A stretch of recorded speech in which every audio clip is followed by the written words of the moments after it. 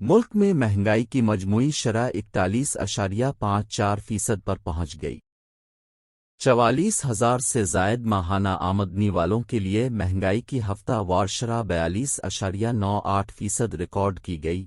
ادارہ شماریات کے مطابق ہفتہ وار مہنگائی کی شرح میں 2.78% اضافہ ریکارڈ کیا گیا۔ مہنگائی کی مجموعی ہفتہ وار شرح 41.54% پہنچ گئے۔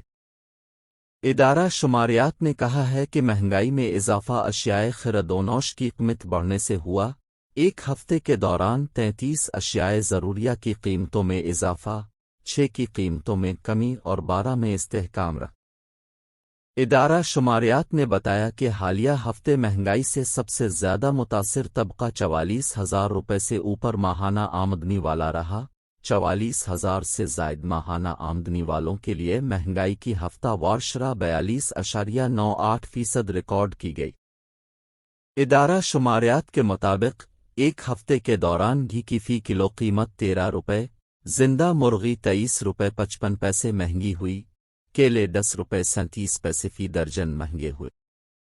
ادارہ شماریات کا کہنا ہے کہ چینی کی فی کلو اوسط قیمت 3 روپے 15 پیسے بڑھ گئی، دال ماش 1 روپے 20 پیسے اور سگریٹ 76.45% مہنگا ہو گیا۔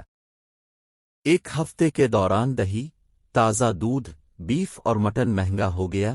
اس کے علاوہ آٹے، دال، مونگ، گڑ، آلو کی قیمتوں میں بھی اضافہ ہوا۔ ادارہ شماریات نے بتایا کہ حالیہ ہفتے پیاز کی قیمت 13.84% کمی ہوئی۔ ایل پی جی کا گھریلو سلنڈر 0.81% سستا ہوا۔